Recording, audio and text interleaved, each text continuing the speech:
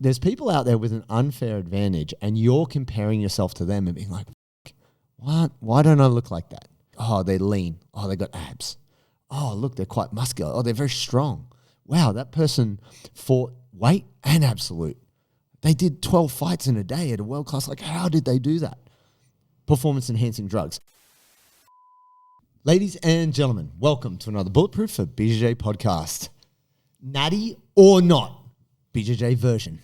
Now, it is apparent there are many people in Jiu-Jitsu doing steroids, but people don't really factor this in. They kind of forget after a little while. People just go, wow, the guy's just so lean and jacked all the time. Like, how do you do that? These elite guys are so jacked. Wow, it's amazing. What program are they on? Yeah, could I just do that one exercise to look like that? Could I just not eat the one food that undoes all that? Yeah. It's just like, guys, it's pretty simple. They're taking a lot of steroids. Now, I do... Can you just clarify Natty or not? Because I think not everyone's going to know that reference. Okay, so who's the... Kenny Koo? Is it Kenny Koo? There was another guy, is it Bradley, whatever, big buff dude who would walk around and be like, he would interview people in the gym and he'd go like... Isn't that Kenny Koo? Isn't that his thing? No, it's a few people have done it, right? It became a very popular thing, whether it be on Instagram or TikTok, where someone who's pretty jacked is in a gym and they'll be walking around like, so, natty or not? And the person would like wait and they'll be like, natural. And they're like, no, what? And then... You get these jacked cunts, just like muscles on muscles that are like swollen face. I'm natty. I'm natty. You're like, oh, really? Really? Okay. But what's cool, or what was amusing, was when dude would push back and he'd be like, "You're not, dude. You're not natural. Like, tell us your stack." So even though I have been critical of Craig Jones about his promotion of his lifestyle, he is open about his use of steroids. Yeah. Right? You got to give him credit for that. You got to say, okay, like. He is one of the only people, and that has put pressure on someone like Gordon Ryan to confess to his use of steroids, which I actually think it's better to, be more transparent about these things. But this is the thing that has bothered me lately, that there are coaches out there who have athletes who are on steroids, and they go, strength conditioning, it's okay, like it has its place, but it's actually not that good for jiu-jitsu. You should spend time focusing on technique. Well, you got your technique of injecting the hormones into your arm, which give you the benefits of athletic abilities like strength and improved endurance, improved energy, etc. So that's the thing for me, guys. If you're not aware of it, there is obviously a whole host of different drugs that you can take, PEDs, performance enhancing drugs, which can improve your abilities. We're not going to go deep into the chemicals, but talk more about if you're a regular dude or chick and you're like, I'm just trying to get more energy, feel stronger and do stuff at BJJ, there is ways that you can do it, which has nothing to do with drugs. But for the most part, the people that you're seeing on Instagram, the people that you're seeing in your feed a lot, it's even unfair for women. Also, there's many models who are taking lots of drugs to look the way they look. Yeah. And women are like, I don't know, I don't have abs all the time. Like, how can I look like that person? Well, you can't. You can't and there's a big difference between someone who's enhanced, someone who's taking performance enhancing drugs versus someone who is not. Yeah. So I wanted to talk about this because I feel like people are putting unrealistic expectations on themselves. Yeah, I think it really scrambles your view of like your potential and everything you're doing and the returns you're getting on your efforts, right? And whatever your efforts are. Maybe you're trying to eat a bit better, train jiu-jitsu more consistently. Maybe you're lifting, following the program, but it's really easy to look at those people and be like, I'm so far from that, and I feel like I'm doing good stuff. Everything. I'm kind of doing everything I can. Well, I wanted to mention, for example, Brian Johnson, right? He said, is he a strong man? Why die? No, Brian Johnson is the longevity guy. Oh, that guy. He's very pale, and I'm not against lecherous. I'm not. No, I mean, I'm not against Brian Johnson. Like what he's doing in terms of self-experimentation is interesting. So he's one of the leaders in this movement of like live forever kind of shit. And he spends a lot of money on that. right? But then he comes out and says stuff like, guys, you need to sleep more. You know, you need to, he still says very common sense things, right? He's not saying, in my opinion, revolutionary things other than he's like, look, I'm doing this like red light sauna procedure, or I'm doing this, or I'm doing that. And it is interesting from an entertainment perspective. But there's a lot of guys out there who are like, yo, I need to get up on that Brian Johnson shit. And it's like, I need to shine a red light in my asshole. Yeah, basically. Bro, can you help me out? I can't find it. Yeah, look, But here's the thing. What you don't realize is Feels so good. Brian Johnson has taken follistatin.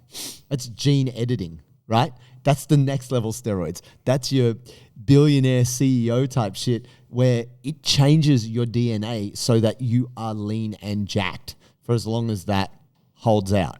That modified gene edited bacteria works. So the next level on steroids is gene editing, right? And so Brian Johnson has taken follistatin. Now, follistatin is not like guaranteed you're going to be a fit, healthy person. You know, Brian Johnson works out, he does that stuff, but it's a bit of an unfair advantage because it's very expensive. It's also illegal in the USA to do, you know, gene editing therapy. Yeah, those guys go overseas? Yeah, you got to go down to Peru, or you got to go down to, you know, whichever, like Puerto Rico, like a country where they allow it. Puerto Rico. Yeah. So here's the thing. There's people out there with an unfair advantage and you're comparing yourself to them and being like, what? Why don't I look like that? And this is body dysmorphia for jiu-jitsu.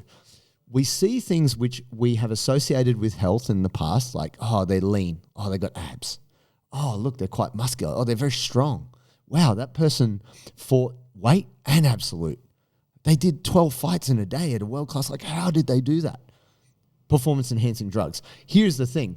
Almost, you know, the majority of the top level guys have also been busted in jiu-jitsu. Yeah. You know, and that's the thing that we tend to forget because it's a slap on the wrist. It's like, all right, you cannot compete for 12 months or 18 months. And it's not just the big guys. It matters even less now because it's like back in the day, if you couldn't compete in IBJJF, you were done. Well, there's like only one or two other tournaments every year. Yeah. Whereas now it's like you got a whole host of events you can do. Yeah, you can do super fights for money. Yeah. There's events in Russia and, you know, like Europe and shit. Like there's stuff going on everywhere. You can go all over the map, make money as a grappler, and being enhanced is not penalized. Yeah. So it's become much more normalized. And this is where we start getting into, let's talk about TRT, which is much more socially acceptable. It's just steroids, my friends. It's the socially acceptable word for steroids. Oh, go to the doctor. Doctor's like, oh, don't worry, I get a kickback for this. It seems your T levels are a little bit lower than they should be. Not, hey, you know what? You should sleep a bit more. You know what? You should change your diet a bit. I can get you on some TRT real quick. You got the budget. You got $1,500 a month. Let's go. Yeah. And that's look, you know, if that's what you want to do and you're cool with it, that's okay. But let's be honest. You guys are taking steroids. You're juice monkeys. That's where you are. The natty or not is a very clean line. Are you using drugs that enhance your performance or are you not? And that sets the expectation. So why am I bringing this up? There are coaches who train individuals who are on steroids. Andre Galvão does 20 rounds of sparring, then gets off the mat, does his strength conditioning, and then also does a wrestling session. It's like the guy's been training for 3 or 4 hours. People are like, wow, the heart of a champion, the liver of a bodybuilder, like swollen and painful. He's so jacked. He's so jacked. Now, I'm not hating on Andre, but it sets an unreasonable expectation for someone who's like, but how do I be like him? You shouldn't expect that you can be like him. I mean, obviously, he has a career of jiu-jitsu. He has 30 years of jiu-jitsu in him and being a top-level competitor most of his entire life. So there's that. But also, you can't expect to train that much jiu-jitsu and look that jacked. So I was having a conversation with a friend of ours who is cutting weight currently. I won't name this person. And they were complaining that they don't look jacked when they're cutting weight. So they're not eating as much carbohydrate. They're minimizing their calories. They're starving themselves. They're still training. And they're like, oh man, I look flaccid. This is the last word a man wants to associate with himself. I'm flaccid. Droopy. So here's the thing. You can't expect to look pumped and ripped and jacked if you're denying yourself these calories and you're not. Yeah, of course. You're always going to look like shit when you're cutting. Yeah. Tell me, go. Do you need the best inside information on Brazilian Jiu-Jitsu? I have the answer for you. It is Tap, Nap, and Snap, the Jiu-Jitsu newsletter. We have partnered with them to help you guys connect to the latest happenings, drama, gossips, and goings-on in the BJJ world. We even have our own little section dedicated to helping you move better for BJJ. So if you're interested to find out more, click the link below and get connected with Tap, Nap, and Snap, the BJJ newsletter. Back to your point, you mentioned the coaches thing, and then you mentioned Galvão. Yeah. What are you getting at here? Okay, so Simmer it back. What was highlighted to me when I did an advanced strength conditioning course under a gentleman, Phil Wright. And Phil Wright competed in Mr. Australia multiple times, and I don't know if he ever won.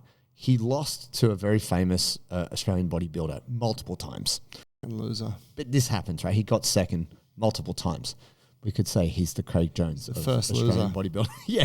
But he had highlighted that you can look at a program and know what the program means. So he was getting us to analyze sets and reps.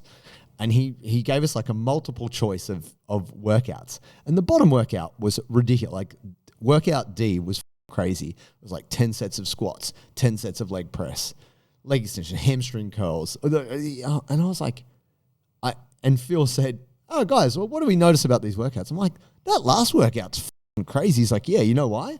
It's a steroid workout. You can't do that unless you are enhanced. You cannot do it. A normal human will die in an attempt to finish that workout, and it won't actually make you better. It'll put you on a detriment." For the regular human. For a regular human, right? So here's the thing. There's many athletes out there who are on steroids and like, "Yo, get my workout plan. Get my mindset DVD."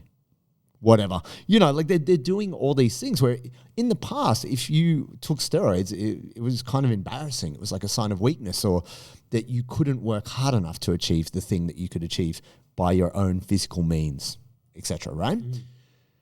There's coaches out there who are like, "Well, look at the workout I do with my athlete." Well, let's look at the athlete. Your athlete's a cyborg and on a gang of steroids. Like that workout is not applicable to a normal human. Yeah. So what I wanted to say is, simmering this all back, if you are doing BJJ and you admire these people and you're like, "Really? Is Gordon Ryan on steroids? That's not possible." Like, be realistic. Like, if you can't digest food and you've got digestive problems, how do you put on 15 kilos of muscle? You almost cannot, because you can't get that nutrition in. It's really hard to put on muscle if you can't digest food. Therein lies the conundrum with our man Gordon Ryan. But for you, you're a regular person. You barely got money to, buy extra dog food, let alone feed your kids, let alone, I haven't got spare $2,000 to pay for steroids. That's ridiculous. You can get stronger. You can get more athletic, but it will be time. You will have to give up a bit of time to work out in the appropriate way. If you do this, you can enhance your performance naturally. And there are many great athletes who are natural, like Isaac Dodelaine. He actually had on his back at the Brasileiro, Natty. That was his name. Instead of it being like Cobrinha Jr., which is like Cobrinha's son, Kennedy, he had Natty on his back as his flag. Roberto Jimenez, also sworn Natty. We can look at the Rotolo brothers, hardcore sworn Natty. Like, they're not taking performance-enhancing drugs. The difference is, for a lot of these athletes, they already have 20 years of jiu-jitsu like in them, which is a part of the reason why they can perform as well as they do. But this may also mean we may not see them down the track. A lot of athletes have extended their careers using steroids. Now, if you're a regular person and you're just trying to feel stronger and fitter, you shouldn't compare yourself to these people. And listening to coaches, i.e. John Danaher, who's had more steroid athletes under him than most, and hear him talk about how the role of S&C is maybe not that important, you should spend more time on technique, is a bit of a joke, because your athletes are getting a benefit from something which I'm sure they're doing S&C as well. Like they're all trained to an extent. But it kind of discounts the fact that, oh, yeah, just do jiu-jitsu, that's good enough. It's not good enough to just do jiu-jitsu. Yeah, you need to learn your technique, but you need to spend some time, allocate some time to get yourself a bit fitter, a bit stronger, so you can wear the battles of jiu-jitsu. And that is not done taking drugs. Does that make sense? Like this is my problem with people at the moment. Yeah. So I guess the to offer a pushback, because I'm thinking, some people are like, yeah, but yes, so Gordon obviously juices. Don't know much else about, not sure about Danaher's other athletes, right? That he's currently not training with now. All of B team was DDS. Sure. Yeah. Right. Yeah. But they were kind of kids back then. Now they've just turned into like grown ass men within like a few years. That's a big one, by the way. When someone just like looks 10 years older and like has 10 years worth of muscle mass on them in 2 years. In 2 years, you're like, hang on a second, what the just happened? Yeah. But that happened to Craig, right? Craig had a bit of a kind of like a baby face. Skinnier, but he had a skinnier face. Yeah, and like boyish. And now he's got like Rogan face. Kind of swollen. And you're like, holy shit. That hairline is running away. That is a line of rabbits running away. He always had that hairline though, didn't he? How many hats and crowns you got to wear? But he's very open. Yeah. No, and right. Just, we're just using him as an example because everyone knows him. Yes. Right? He's a good example. Everyone can relate to the guy. Or everyone's like, yeah, I'm familiar with that dude. Gordon as well. But here's the thing with that. Gordon uses, yeah, sure. Probably some of the other Danaher guys do. But they are all, like Gordon is also clearly a technical whiz. Yeah, right? Like yes. He is extremely committed on that front. Yeah. So people are going to be like, well, hang on. Are you throwing the baby out with the bathwater by saying... I'm not saying you can't learn from Gordon Ryan. No. This is not about jiu-jitsu technique. That's not what I'm saying. What I'm saying is, for example, if you see a coach online, they use steroids. Their athletes use steroids. Let's go to Dr. Mike Israetel, my favorite guy, whose head is bigger than the rest of his body. He's like a Lego man. His head is, he's like a Staffordshire Terrier. Like he has muscles everywhere around his head. That guy knows how to build muscle, right? And I'm not saying Mike has ever claimed that he's Natty, but whatever. He's a big unit, right? When you have a coach who has built their business around building muscle and has done it using drugs, it's very different to someone who's trying to build muscle just eating food and lifting weights. It's a very different thing. And so people are like, yeah, I need to take the advice of a coach who writes programs for people who are enhanced. You won't be able to keep up on the program. But wait, are you lumping Danaher and Israetel into a box here? I'm just saying because one's a strength, like one's a gym guy, one's a jiu-jitsu coach. Yeah, and I'm saying I am lumping them together because they are both coaches and they have coached athletes that are on gear. I don't think the advice is as solid because there is a bias towards doing too much. Right, but Danaher's not issuing strength programs. No, he's not. He's talking about technique. He's arguing that strength is not that valid. Well, it's not something he deals in, right? Yeah, but past the point, it makes sense that like the context of that conversation was like, trying to take your deadlift from, I think the conversation was like 200 pounds to 300 pounds. Who cares? Like once you're the baseline argument or the simmered back is once you're at a certain level of strength, it doesn't help you as a jiu-jitsu athlete to be much stronger. Yeah. And we actually agree on that. For sure. Like, once you have a certain level of strength, that's good. Yeah, you're good. But for most people who we're talking to right now who are listening to this, they're not lifting. Right? They're not necessarily lifting. They're not necessarily stretching. They're not doing the additional stuff. Right.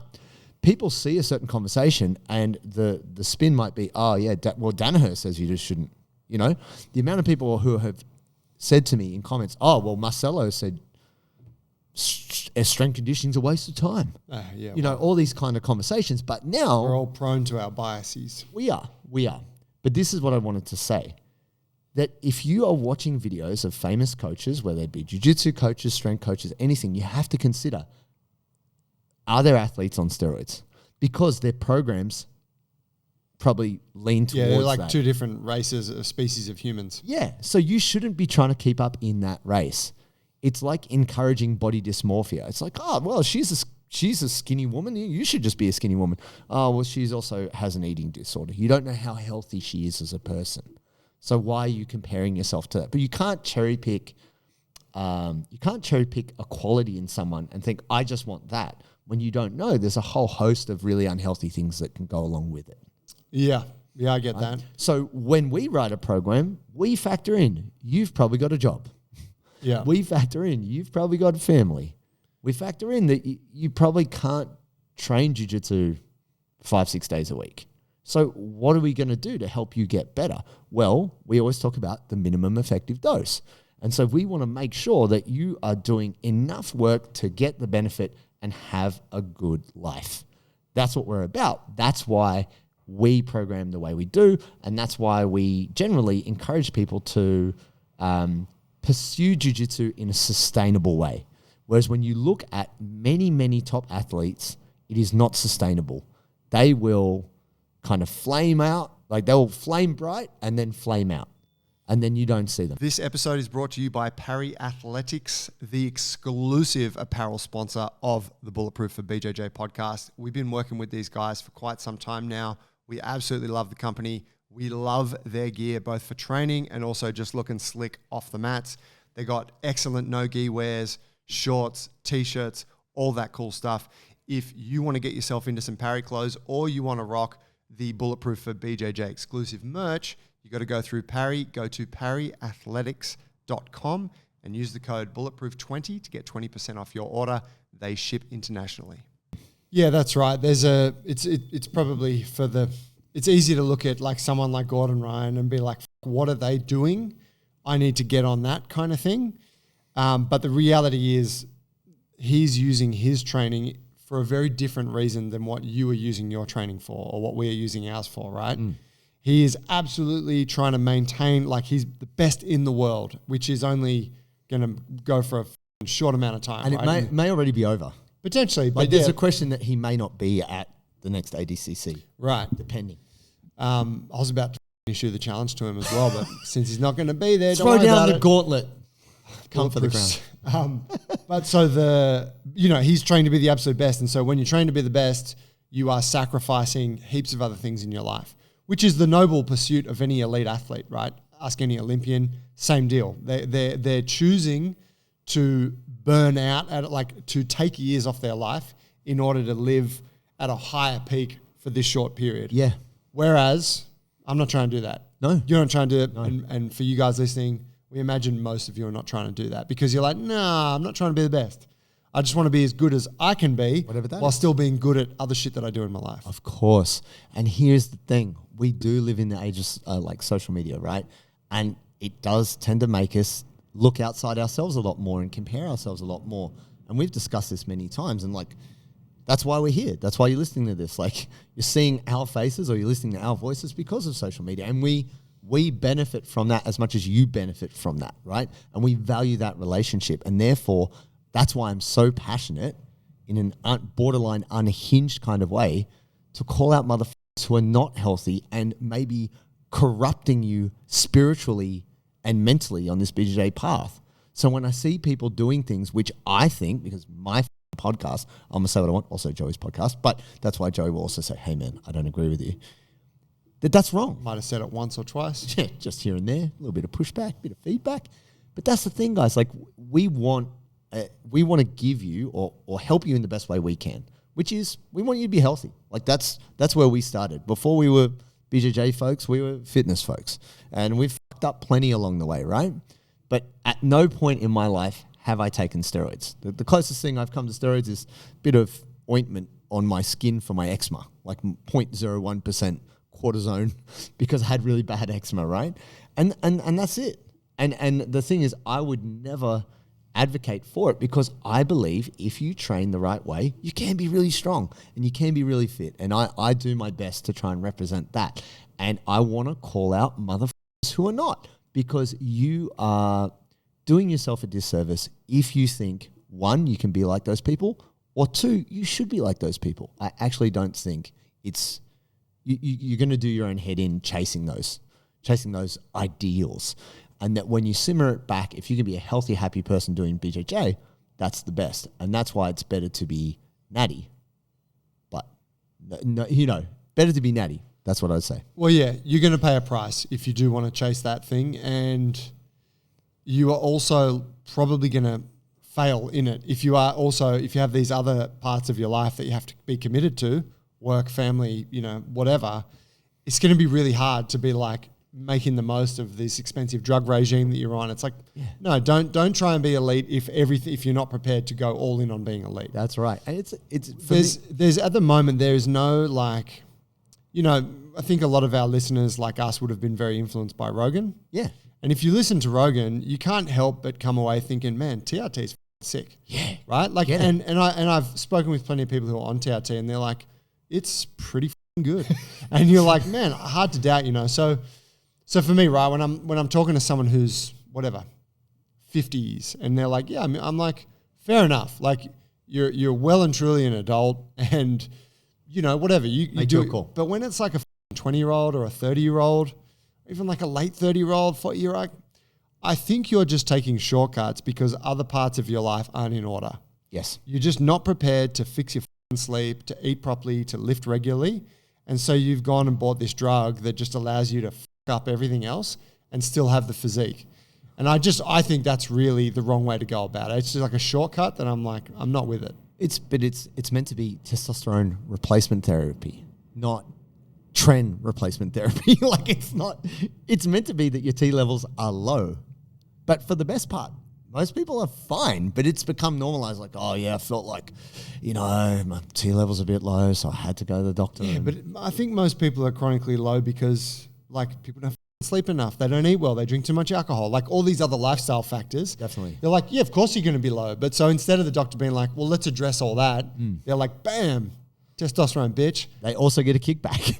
Like people are making money on this, and that's the thing. Like no one explained to me, like I didn't have a really good financial education. I've had that situation a couple of times recently where I've come to training with some water, but I haven't had any electrolytes, and I've finished training and I've had to go to a convenience shop and buy myself some kind of sports drink, usually a Gatorade. Cost me like $7. It's small and it really doesn't contain that much of the good stuff that I'm looking for, which are the electrolytes. Sodi, on the other hand, is my partner when it comes to hydration, and I'd simply just run out of it. And it sucks because I got to go buy expensive stuff that doesn't do anywhere near as good a job. I'm super stoked that we've been restocked with the Sodi, and now I can be properly hydrated when I train Jiu-Jitsu. This has always been an underexplored aspect of my training, and I'm so stoked that we now have these guys in place to support us and also the listeners of the show. So if you want to be hydrated on the mats so that you can perform at your best and have the best mental clarity while training, get yourself some Sodi. Go to sodi.com.au. That's SODII.com.au. Get yourself some delicious hydration salts and use the code bulletproof15 for 15% off. Go to sodi.com.au, get yourself hydrated. No one explained to me, like I didn't have a really good financial education, right? My parents had credit cards. They had mortgages, and they scrambled to make sure that we got looked after. And I'm not, in no way I'm speaking bad about my parents here. They did everything they could for us. I love them dearly. It's awesome. I got a credit card in my 20s. That was a mistake. Because no one tells you about interest payments, They right? were all about that. My parents were like, you got to get a credit rating. You need to have a credit score. Oh. Yeah. So I got a credit card, especially when I was traveling, because oftentimes you have to give credit card details to a hotel, or for a visa, if you don't have X amount in the bank, you need to have like in Brazil, they won't extend your visa if you don't have a credit card to tack onto that. So they can just fine you. If you fuck up, right? They're taking $6,000 real quick. So I got a credit card. But what I didn't realize was, once you start down this path, which is, oh man, I'm a bit short, I need $1,000.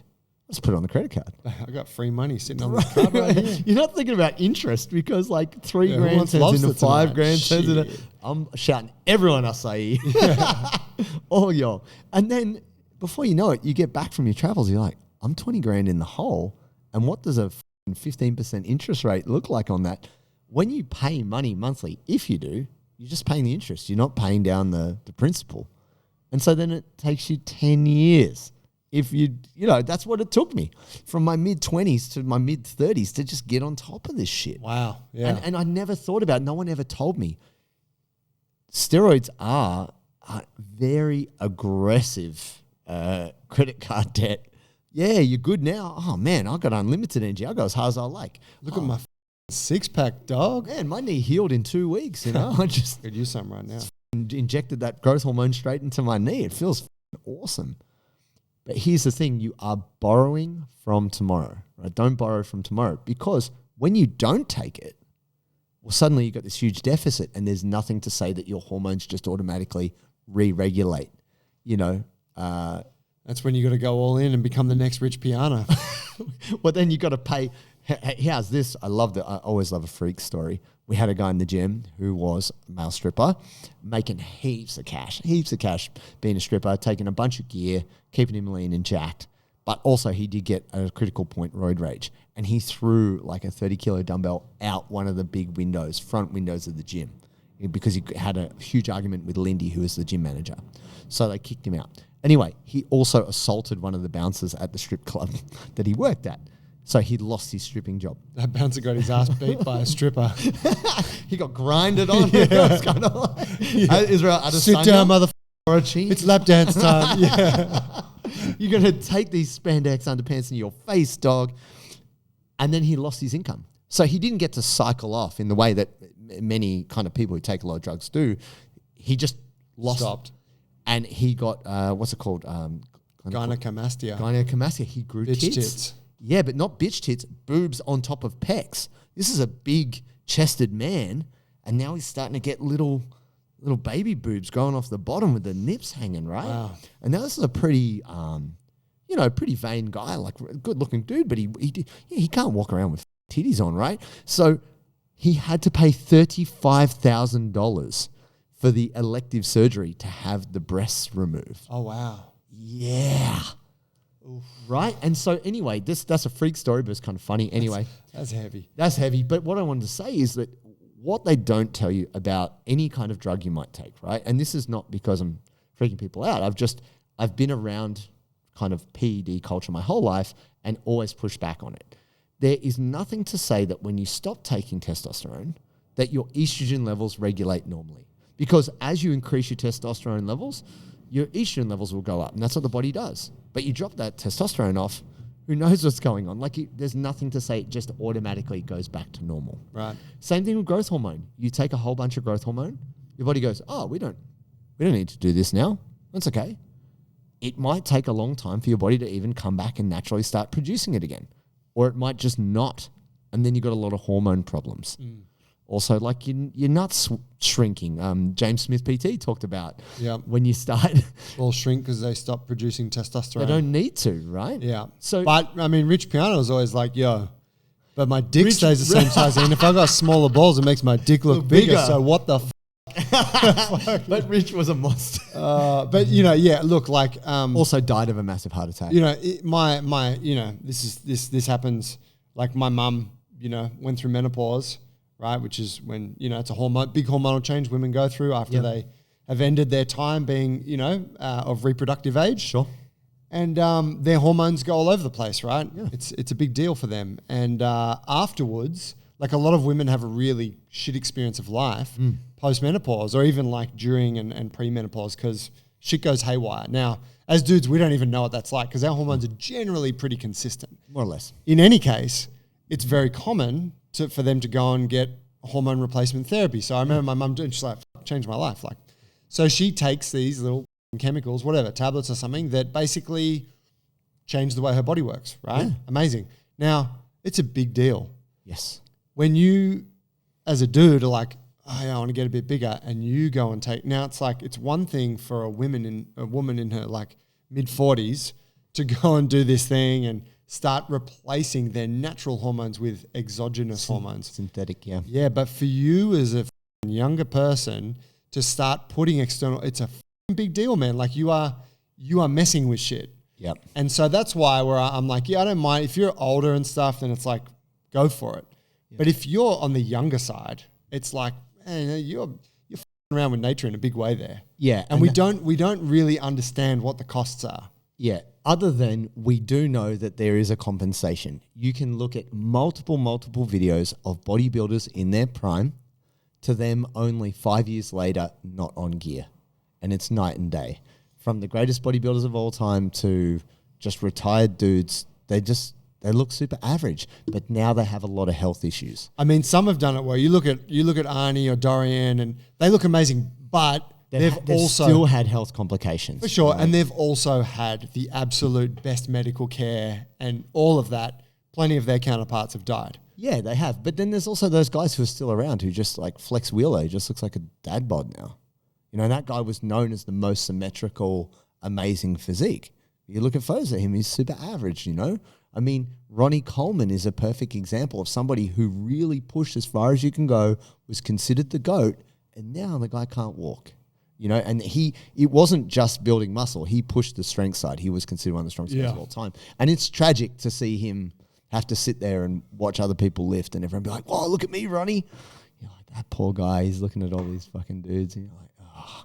It's really hard to watch. And we know that all you want to do is do BJJ, not be in pain, and feel good. And that's what we want to encourage you to do. And that's what we do with the program. And the reason why I really want to talk on this more than anything is there's a lot of people out there who are not open about their steroid use, and you should not just take it on surface that that person is like you. You should think more about your own training, how you're improving, and how healthy are you. And if you can move the meter on your health, it will be easier to move the meter on your strength and everything else.